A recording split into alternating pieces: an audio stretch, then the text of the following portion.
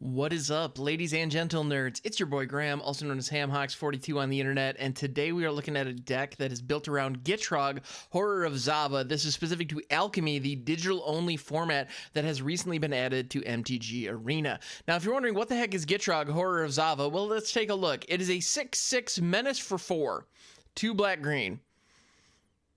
Okay. Right there, you have my attention, just with the stat line.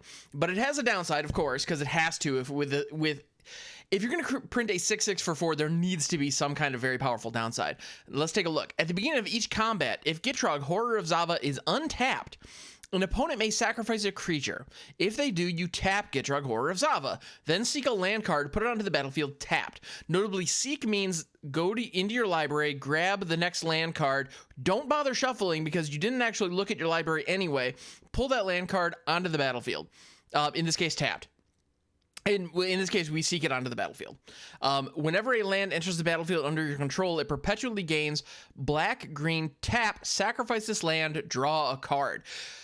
So that downside is not that big of a downside, because if your opponent chooses to have you tap Gitrog, now you can't attack with a 6/6 menace that you dropped on turn 4. However, they're going to ramp you by putting an additional land from your library directly into play, and if you don't want that land there, you can sacrifice it to draw a card. I mean, what's the catch? What's the downside to this thing? The card's fantastic. Now, it's complicated, but as a lot of digital-only cards are. However, at the end of the day, it's just phenomenal. This is just a great card that produces a lot of value.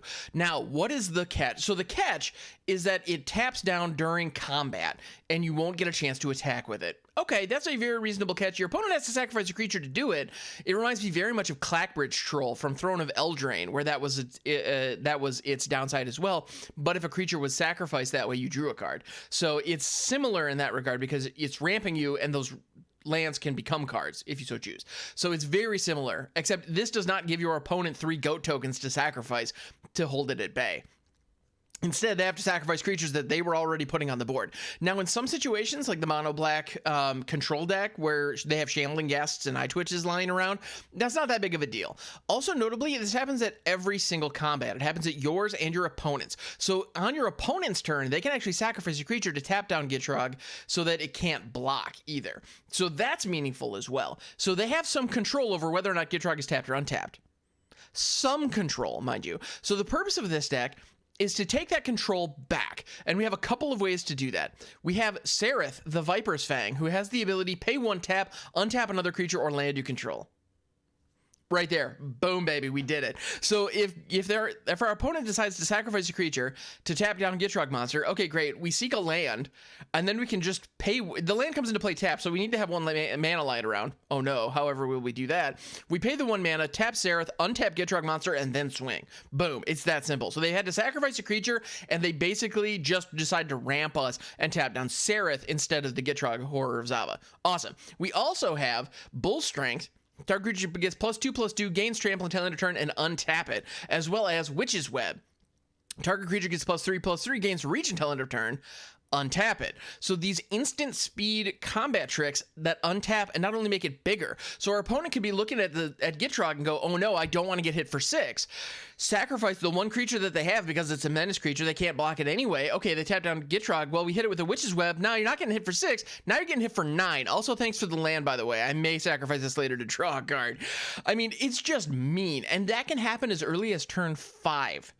And that's if we don't ramp. Now, if we do ramp, which we have Reclusive Taxidermist on 2 that gives us that ability, if we ramp, that can happen as early as turn 4 because we can get Gitrog down on turn 3. So I found this deck actually matches up very, very nicely against Mono Green because Mono Green, the goal of Mono Green is to get big fast. This deck gets bigger faster.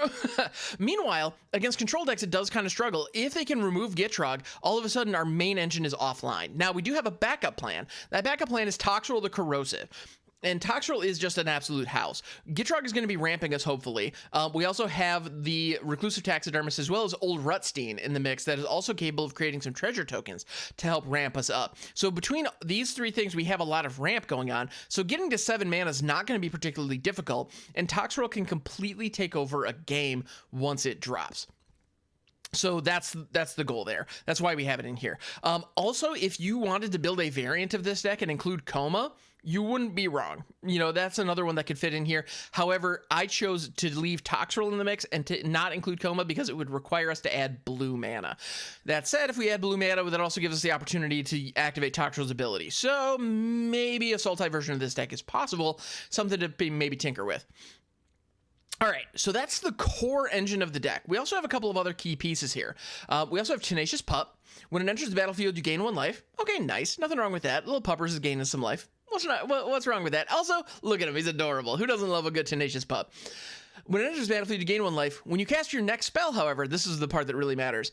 That creature enters the battlefield with an additional +1/+1 counter, a trample counter, and a vigilance counter on it. So if we can hit the Tenacious Pup followed by a Gitrog, Horror of Zhava. Also note, you don't need to play that creature the turn that the Tenacious Pup enters the battlefield. So if we play Tenacious Pup on turn 2, turn 3, and we then follow it up with a Gitrog the turn after, Gitrog comes in as a 7/7 Menace Vigilance Trampler for 4 mana. I mean, what's not to love? That's insane. So there's that. So yeah, Tenacious Pup is absolutely pushed. It is an incredibly pushed uncommon. It's a very powerful card, and we can take advantage of it here to feed our Gitrog. So that's great. We love that. We also have Infernal Grasp, just some decent spot removal that only costs 2 mana. We often have 2 mana lying around, and so being able to get rid of pesky blockers and to limit our opponent's choices when they have to go to sacrifice the creature is very important. To that end, we also have Binding the Old Gods, where you destroy target non-land permanent an opponent controls, search library for a forest, and creatures gain Death Touch. Okay, neat. All good, valuable abilities that are all going to be relevant in this game. Even the Death Touch is relevant because giving the Tenacious Pup Death Touch later, all of a sudden a 1/2 Death Toucher swinging in is relevant because if you really want to block that 1 damage, you're going to pay for it. So even the last chapter of this saga is meaningful here. But let's be honest, the real rubber meat in the road is that first one. Destroy target non-land permanent and opponent controls. For 4 mana, that's worth the price of admission right there. Being able to blow up any planeswalker, any pesky enchantments that your opponent has lying around, any artifacts that are potentially running away with the game, being able to just blow them up, or to remove those pesky creatures that have the opportunity to block for against us, that's really, really darn powerful. Then the last card that we haven't mentioned yet is the Grizzled Huntmaster. Now, if you're not familiar with how the Grizzled Huntmaster operates, I would highly suggest you take a listen to the most recent episode of the Overthinking MTG podcast. If you're not familiar, I would appreciate I'd appreciate you check that out. It's my individual podcast. It's episode 193 is on Grizzled Huntmaster. And in that episode, I do a deep dive of how the card functions. At the end of the day, it's a wish. It allows us to turn any creature in our hand into a creature from our sideboard. And so we have a number of creatures in our sideboard that are part of our game plan. So you'll notice we only have 3 Gitrog Horror of Zavas in the main deck, even though it's the core engine of this deck. We don't need Gitrog in order to win the game, but it's really key. It's a very important card. Well, the reason we only have 3 in the main is because we have 1 in the side. We have 4 Grizzled Huntmasters, so we can at any point, if we have a Grizzled Huntmaster and, say, a Tenacious Pup in our hand, we can transform the Tenacious Pup into the Gitrog that's coming out of our sideboard. Awesome. You know, Grizzled Huntmaster gives us that and is a 4/3 body for 3 to boot. Nothing wrong with that. It is a very powerful card that can give us a lot of cool options. And in the sideboard, we do have the Gitrog. We also have a Vorinclex. The reason that Vorinclex and Toxrill are in the sideboard is because this is a toolbox sideboard. Vorinclex is not key to our strategy. We are not doing much with counters, with the exception of Toxrill.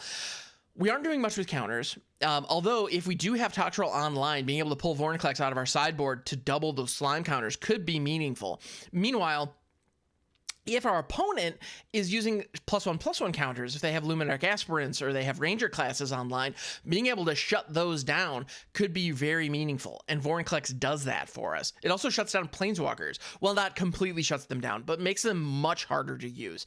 So that's actually a really cool option, but it's a sideboard card. In many matchups, it's not going to be relevant for this deck. However, in some matches, it will be. So being able to sideboard it in using our Grizzled Huntmaster is exactly what it's for. you know, and to that end, we also have a copy of Saryth in our sideboard as well as Toxrill, so that we can pull them in at a moment's notice. And again, we only have 3 in the mains, although we only have 2 Toxrills, because again, that's like plan B, maybe even plan C, if I'm honest. I just have a soft spot for the card, and I think it could be useful in some matchups. But we also have Demon's Disciple in here, because this is a Soul Shatter on a stick. It is a body that says when it enters the battlefield, each player sacrifices a creature or planeswalker. It's a kill spell. This is a way to limit our opponent's options. If they have only a few creatures on the line, or if they maybe, I mean, ideal situation, have only 1 or 2, being able to force them to sacrifice one of those without moving to combat and triggering Gitrog really means that they're going to be put in a bind once the Gitrog trigger hits. And so if our opponent is low on creatures, the Demon's Disciple is worth sideboarding in. Again, so to that regard, we have that. Elderfang Disciple is a similar situation. When it enters the battlefield, each opponent discards a card. If my opponent's down to 1 card in hand, if the opponent is down to 1 card in hand, or 2 cards in hand, but they're running out of resources, being able to pull an Elderfang Disciple out of our sideboard, again, with the Grizzled Huntmaster, allows us to limit those resources even further by forcing our opponent to discard. You know, if they're holding 1 card and it may be an answer to something that we're trying to do, forcing them to discard it could go a very long way. So that could be a really mean, I mean, let's be honest, that's kicking somebody while they're down, but at the same time, if it's not in here, we won't be able to do it. And, you know, sometimes that could come in handy, and it may come down to that. We also have Null Priest of Oblivion. This is the last card I want to talk about. This is a reanimation effect that can come in from the sideboard. Now, we're probably not going to be pulling this one in very often, because if we're in a situation where we could be reanimating a Gitrog from our graveyard, we're probably going to be pulling in Gitrog from our sideboard.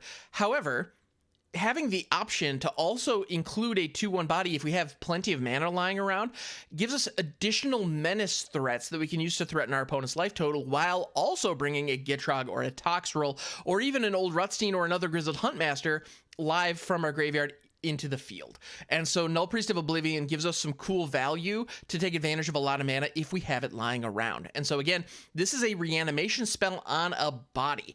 When you have a spell on a body, that is an excellent idea and an excellent situation for the Grizzled Huntmaster. And that's exactly what we're doing here. So this is the deck built around Gitrog, Horror of Zhava. I'm actually pretty proud of it. It has a pretty decent win rate in best of 1 right now. I think it's actually really solid. You'll also notice that the deck only has a 7-card sideboard. The reason for that is it is designed for best of 1 alchemy. If you wanted to modify this to go best of 3, you could absolutely put in additional cards in the sideboard, potentially some graveyard hate, maybe some go blanks, that kind of thing. And you could do a lot of cool things with it. I think Gitrog is a very cool engine. Also, as of this recording, which is December 13th, I want to point out there is a bug when you seek up a land. What will happen is it will put the land onto the battlefield, but it will also put a copy of the land into your hand. And that copy is non-interactable. It is not counted as being a card in your hand as far as the number of cards in your hand is concerned. You cannot discard it to anything, nor can you play it. That is a visual annoyance within the game. It does not actually impact the way that the card functions, because it is supposed to pull a card onto the battlefield, and it does that. It's not supposed to pull a card to your hand. So the extra card that it seeks into your hand is irrelevant, and it's just annoying. So throughout the course of the gameplay footage, if you go, wait a minute, why didn't he play that land? It is very possible that it is because of that bug. So keep that in mind. That bug also impacts the card Settle the Wilds. Just be aware of that. It is a mild inconvenience, and I have no doubt it will be solved, maybe even by the time you're watching this. But as of this recording, that's a thing.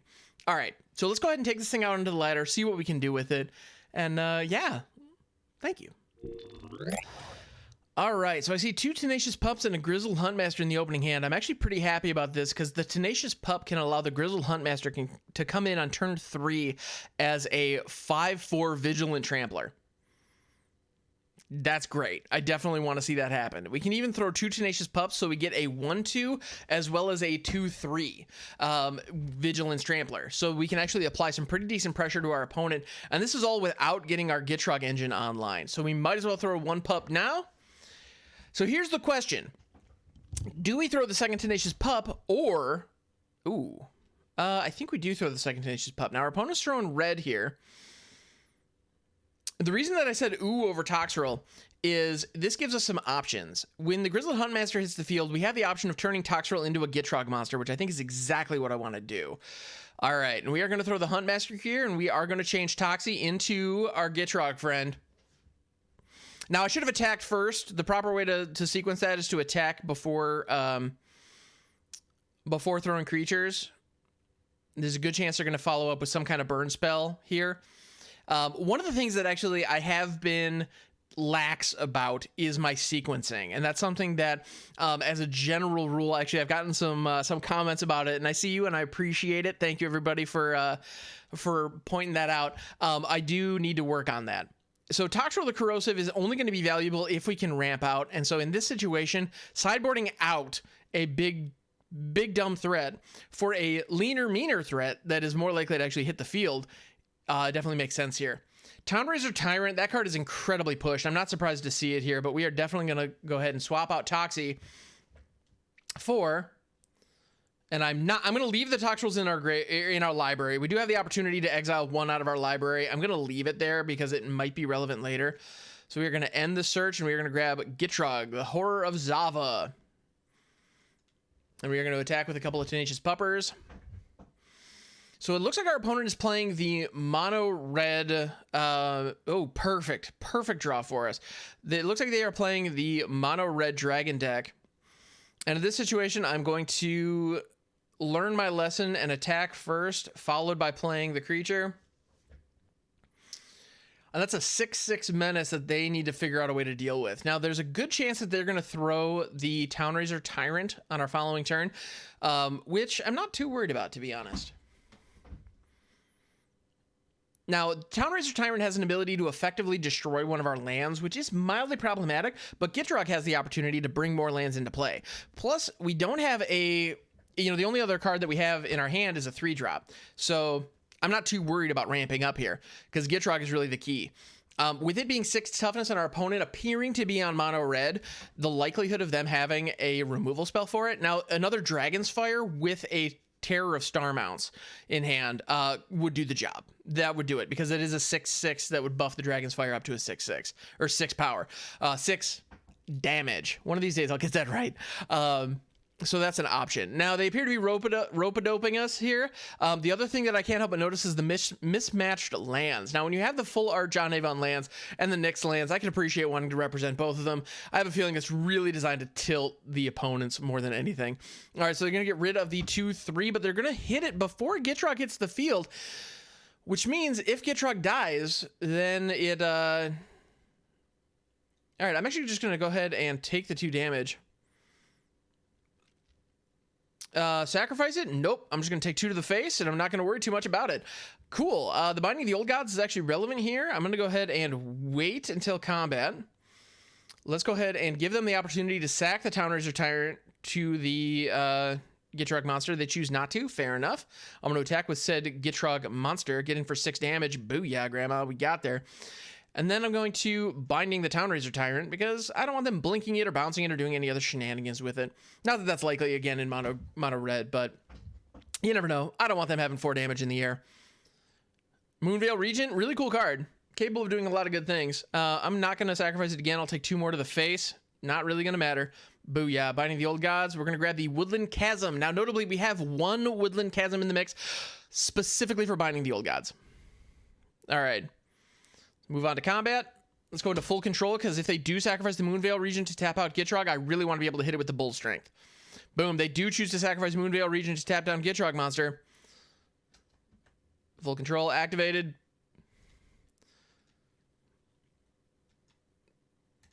Bull Strength targeting Gitrog. Let's go. Now, I don't know that full control was necessary there, but we got there in the end. Boom. That's exactly what this deck is here to do, ladies and gentlemen. All right, so in our first game, we went up against the Mono Red Dragons. Notably, they did not hit the Fearsome Whelp, which is definitely meaningful. Here we have... Ooh, okay, this is interesting. This is tempting. If we can hit 1 black mana source, we have everything we need. So let's go ahead and keep this. This is a little dangerous, but if we top deck a swamp, we are going to be golden. And we top deck another forest. Not exactly what I was looking for. All right, so perhaps I need a mana dork in the sideboard for the Grizzled Huntmaster. Maybe that's a great idea. All right. So as long as we can hit the Grizzled Huntmaster on 3, we're going to be a Taxidermist. Perfect. Never didn't have it. Taxidermist gives us the black mana source that we need for a Binding the Old Gods and or a Gitrog here. So that's perfect. Turn 3, assuming the Taxidermist survives, which is not a given, we're going to be in good shape. Righteous Valkyrie, that is a very reasonable binding target. We are not going to block that all day. Let's go. And especially now that we have 2 bindings. So 1 binding is going to go after the Righteous Valkyrie before they have an opportunity to gain even more life and go, you know, just completely off the rails with it. Next turn, we're going to hit another binding targeting the Voice of the Blessed, and we're going to be able to grab that Woodland Chasm, so we're going to have a black mana source in our mana base, which is exactly what we want to see. Now, we have an opportunity to hit the Grizzled Huntmaster, turn Gitrog into something. I'm not sure what. Actually, in this situation, Toxrill might be relevant because the bindings are going to ramp us significantly. All right, Voice of the Blessed has now lifted off. I don't love that. That is a problem for us. And the Pyre of Heroes is now live and online. That is a pretty darn powerful card. All right. This is going to grab us the Woodland Chasm so that we have the black in the mana base. Ba-boom. Let's go. Let's throw the Forest. Let's throw another binding to get rid of that Voice of the Blessed before it's indestructible. I think that's wise. Get that sucker gone. And we're also going to ramp up a little bit. Now, the Skyclave Cleric has an opportunity to become a Righteous Valkyrie. That is definitely what I would pull there. And they're going to go ahead and chip in for a little bit of damage while they can. Nothing wrong with that. Not super jazzed about it, but hey, what you going to do? All right, so we have access to 6 mana here. It's going to become a Righteous Valkyrie. I would bet anything on it, although not really. Hey, well, you know what? Not anything. I'm not a betting man, but all right. Binding the Old Gods is going to trigger there. Cha-ching, cha-ching, cha-ching, cha-ching. Let's go. So we do have an opportunity to throw Gitrog as well as the Grizzled Huntmaster here and turn Saryth into a Toxrill. I think that is the plan. So let's go ahead and throw... Let's throw Gitrog. Actually, you know what? Let's throw Gitrog and leave Witch's Web up. I think we're going to be in better shape if we do that. So they have an opportunity to sacrifice a creature to tap down Gitrog. Now would be a bad time for them to do it because it is during my combat. Gitrog does not have haste. So tapping it down here would just be sacrificing a creature for no value. So they choose not to do it. That is smart. I'm going to keep Witch's Web up because it gives reach. So if they attack with the Righteous Valkyrie, we will be able to give Gitrog reach. Elite Spellbinder, don't love that. That is a huge problem. If they hit the Witch's Web here, we are going to be in really rough shape. But I'm going to give them an opportunity to see it. I'm going to go ahead and let them check the hand, and they do see it. Dag nabbit, yo. All right. So we're going to take 4 in the face here, and I'm not super jazzed about it. They also have an opportunity to sacrifice the Elite Spellbinder to tap down Gitrog so they can swing in with the Lunarch Veteran as well. That would be problematic. Oh, Inquisitor Captain, Coco on a body. All right, this is not a good matchup for us. This is not turning out well. That Elite Spellbinder definitely got some work done. And they're going to hit yet another Elite Spellbinder off the Inquisitor Captain. Oof, that hurts. Pyre of Heroes in the Inquisitor Captain. That's pain right there. That is just raw pain. You hate to see it. And they're at 40 life, so even if I do get a Gitrog swing in, it's not going to be able to accomplish much. Yep. Nope, this is a bad beat for sure. I can't be mad. It worked. Like, they did exactly what they set out to do. You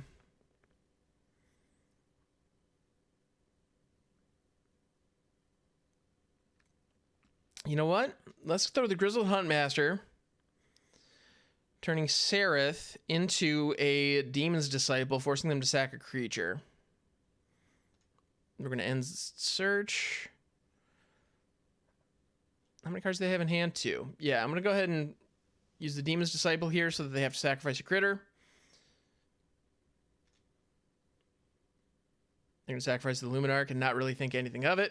Gitrog's going to trigger. They don't bother. I can't blame them. I wouldn't either. We are dead on the crackback.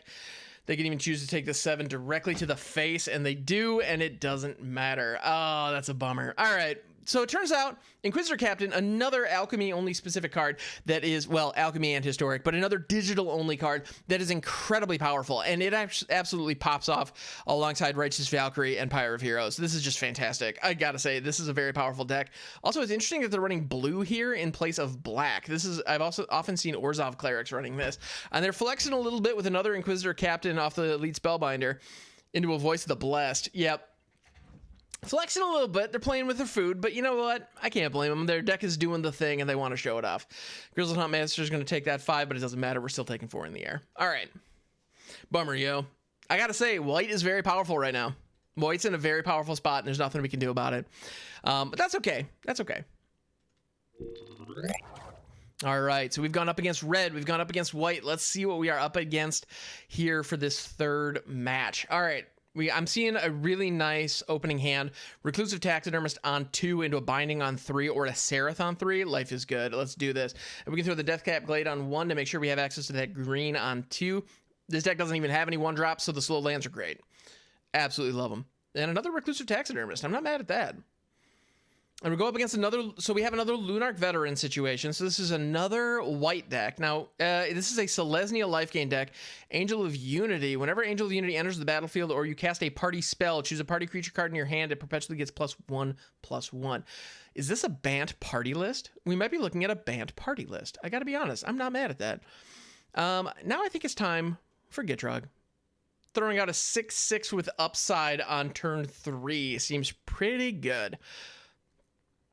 All right, they're probably not going to choose to sacrifice here because, again, Gitrog does not have haste. So tapping it down on the very first go. The other thing that I've noticed is a lot of times when I play with this card, people are very slow to make that decision, which makes sense because it's a new card. So they're stopping to reading it and to read it, make sure they click the right button in the interface. I can't blame them for that. I know I would do the exact same thing. Faithful Disciple, Angel of Unity triggers. Now, interestingly enough, Angel of Unity, when it enters the battlefield, they have an opportunity to give a party card in their hand +1/+1. Now, the Faithful Disciple did not come down with a perpetual +1 on it, which means they have another party card in their hand. We would have seen it if they did not. So I'm going to go ahead and hit a Binding of the Old God targeting the Angel of Unity. Let's get that sucker gone. Boom. Now we're going to move on to combat. They're probably going to sacrifice the Faithful Disciple here rather than take 6, and I cannot blame them. Ooh, they choose not to. Gitrog Horror of Zhava coming in. Boom, and they take 6 to the face. All right, so we are now on level playing field, both at 19 health. I'll take it. Now, with the Lunarch Veteran online as well as the Cleric class, they're probably going to be drawing some cards. Ooh, Voice of the Blessed. That is a great card. Good thing we have this Infernal Grasp just chilling here, ready to go. I'm pretty happy about that, not going to lie. Now, we also have Saryth the Viper's Fang to untap Gitrog Monster, which is pretty darn handy. I think we're going to Infernal Grasp and Reclusive Taxidermist is the play. I think we're gonna Infernal Grasp first to get rid of the Voice of the... Never mind. All right, let's see. We do not have access to the Woodland Chasm because it's already on the battlefield. So we are going to hit that forest. It's going to enter the battlefield like so. Then we're going to Infernal Grasp the Voice of the Blessed. Boom, or Voice of the Blessed, I suppose is probably how you actually pronounce that. And then we also have the option to Infernal Grasp the Faithful Disciple, which is tempting, but I think I'm going to give them the opportunity to sacrifice it. They choose not to, which means Gitrog is coming in again. Excellent, you love to see it. All right. Now let's throw the Reclusive Taxidermist. Ramp it up a little bit. I love ramping up a little bit. The other option was to hold the Reclusive Taxidermist in case we drew into a Grizzled Huntmaster. That way we could turn it into, say, a Toxrill. Because Toxrill would absolutely run away with this. Which is pretty darn cool. Righteous Valkyrie. Great card. No surprises. Definitely fits the life gain Selesnya shell nicely. And is a great target for this Infernal Grasp. Another Reclusive Taxidermist. This one I think we'll hang on to. I'm going to go ahead and Infernal Grasp that Righteous Valkyrie. Get it off the field. Post-haste. Ba-boom. And then I'm going to go ahead and attack with Gitrog, assuming they do not sacrifice a creature. Faithful Disciple, great creature to sacrifice for that. We're going to seek up a forest. It brings one to the battlefield, and like I said in the deck tech, it brings one forest into our hand. Frustratingly enough, that card in our hand is a dead card. You'll notice that if we scroll over and see the number of cards in hand, it only shows 2. That forest is not actually in our hand. It just looks like it's in our hand. Kind of annoying, but what you going to do? All right, I'm not going to attack here. I'm going to keep our blockers back, but I am going to play out a Saryth. Cha-ching! Giving all of our homies Death Touch when they're tapped, and Hexproof when they are untapped. Awesome. You'll love to see it. All right, they're going to uptick the Cleric class, so they now have the Heliod effect. Whenever they gain life, they get to put a +1/+1 counter on a creature they control. Deathcap Glade, let's go. All right, so now, do they sacrifice the Lunarch Veteran to Gitrog? Yes, they choose to. Go full control here. Cha-ching, cha-ching. Oh no! I lost the, I did not hit full control fast enough, it would seem, but that's okay. Let's go ahead and sacrifice this land to draw a card. There's one for us because we have more than we need. Hey, another Gitrog. Dope. Don't mind if I do. All right, another Lunarch Veteran. Aight. Going into full control mode. All right, they're going to uptick the Cleric class, presumably pulling back the Righteous Valkyrie is my guess. No, they're going to pull back the Voice of the Blessed. Actually, that's a fine choice. And it perpetually has +2/+2 because of the Angel from earlier. And as a result, it maintains that as it goes between zones. And Cleric class is going to trigger. Voice of the Blessed is going to get even bigger. Good thing the Gitrog Monster has Menace, ladies and gentlemen. All right. Let's go. Toxie, my dog. Let's go. Boom. Toxrill is now live and online. We're going into full control. Gitrog is going to trigger. They have an opportunity to sacrifice. They choose not to. You'll love to see it. Now, all of our homies with the... I'm going to keep Saryth back. But Gitrog and Reclusive Taxidermist are all going in, all with Death Touch. Let's go. And the Sludge counters are going to trigger. Going to downtick Voice of the Blessed to a 7/7, and we're going to get a Slug. All right, so I'm feeling pretty decent about this. It's not over yet, though, because that Voice of the Blessed is still freaking huge, and it does have the opportunity to gain Indestructible as long as it has 10 or more +1/+1 counters on it. Now, it currently has 4, and they don't have a life gain engine, so the chances of it actually getting there this game, not great. And the slime counters are counteracting those. Ooh, they're going to hit the... they're going to use the Devouring Tendrils to get rid of Gitrog. That hurts. I'm not going to lie, that hurts. Good thing we have another one, but still. 'Tis a bummer.